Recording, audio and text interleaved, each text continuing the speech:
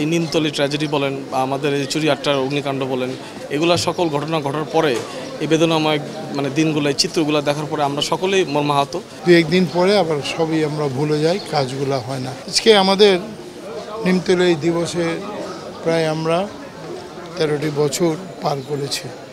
আর এই বছরগুলোর ভিতর দিয়ে প্রতি বছর আমরা আলোচনা করেছি, কথা বলেছি। আপনি যে প্রশ্নটি করেছেন সে প্রতি অত্যন্ত গুরুত্বপূর্ণ একটি কথা, যে আমরা এখনও গোডাউন পরিষ্কার করতে পেরেছি কিনা, এখনও ধাতব পদার্থ এলাকায় আছে কিনা।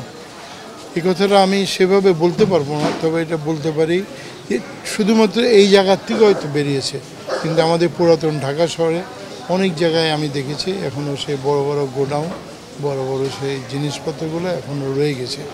এটা অবশ্যই যখনই অনুষ্ঠানটি হয় তখন আমাদের টনক নড়ে, আমরা একটু চেষ্টা করি, কিন্তু মূলত কিন্তু আমরা অভিষ্ট লক্ষ্যে পৌঁছাতে পারি না। দু একদিন পরে আবার সবই আমরা ভুলে যাই, কাজগুলো হয় না, কিন্তু কাজগুলো হওয়া খুবই জরুরি। আমাদের পুরাতন ঢাকা শহর তো একটি গেঞ্জি এলাকা, এই এলাকায় মানুষ লাগিয়ে লাগিয়ে বাস করে।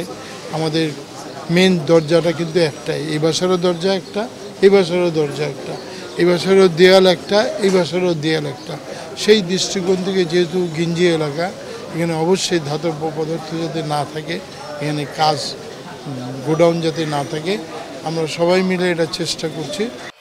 Cinematic display, photography master, performance expert, NextG N9। আজ থেকে 14 বছর আগে 3রা জুন 2010 সনে এই নিমতলী ট্র্যাজেডি অগ্নিকাণ্ডে আমরা 124 জন প্রাণকে আমরা হারিয়েছিলাম।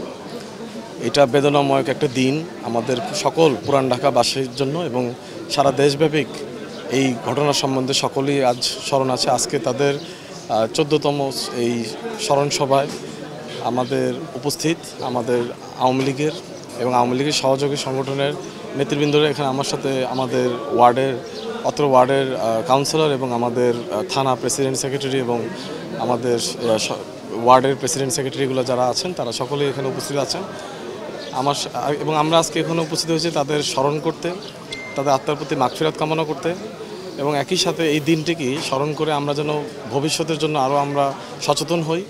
আমি মনে করি আমাদের পুরান ঢাকাবাসীরা আগের থেকে অনেক তুলনামূলক অনেকটুকু সচেতন এবং যথেষ্ট আমি মনে করি সামাজিক ভূমিকা এখানে পালন করা হচ্ছে এবং একই সাথে প্রশাসনের সাথে যথেষ্ট সমন্বয় রয়েছে।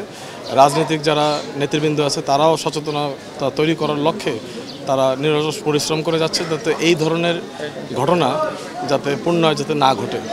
এই দিনকে ঘিরে আমাদের অনেক স্মৃতি রয়েছে। আমার এখনও মনে পড়ে আমাদের সাবেক সংসদ সদস্য হাজী মোহাম্মদ সেলিম সাহেব নিজ উদ্যোগে 3 পরিবারের আর্থিক সহযোগিতা নেওয়ার এবং তাদের বিবাহর ব্যবস্থাপনা উনি নিজে নেন এবং মাননীয় প্রধানমন্ত্রী দেশরত্ন শেখ হাসিনা উনি আমাদের এই পরিবারদের নিজে গণভবনে উনি বিবাহ দেন এবং আমরা সকলে আওয়ামী লীগ একটা পরিবার হিসাবে মানুষের সুখে দুঃখে সবসময় পাশে থাকে। সেই লক্ষ্যে আমরা এই পরিবারের প্রতি সমবেদনা জানাই, দুঃখ প্রকাশ করি এবং তাদের স্মরণ করি। একই সাথে আমরা এই দিনটাকে স্মরণ করে আমরা যেন সচেতনতা তৈরি করতে পারি। আমাদের যারা ফায়ার সার্ভিস যারা আছে তাদের সাথে আমি গভীরভাবে কাজ করার আমি আশা ব্যক্ত করি। তাদের সাথে তারা যেন প্রোঅ্যাক্টিভ অ্যাপ্রোচ যাতে নিতে পারে এই অগ্নিকাণ্ডগুলোকে যাতে না ঘটে এবং আমাদের কেমিক্যাল যে অগ্নিকাণ্ড যেগুলো যাদের থেকে হতে পারে সেই ধরনের ঘটনা যেন না ঘটে, তার জন্য আমরা বিভিন্ন জায়গায় যদি এই ধরনের হ্যাজার্ডাস কেমিক্যাল যদি থেকে থাকে সেখানে আমরা ওই ধরনের সচেতনতা তৈরি করার জন্য আমরা কাজ করতেছি।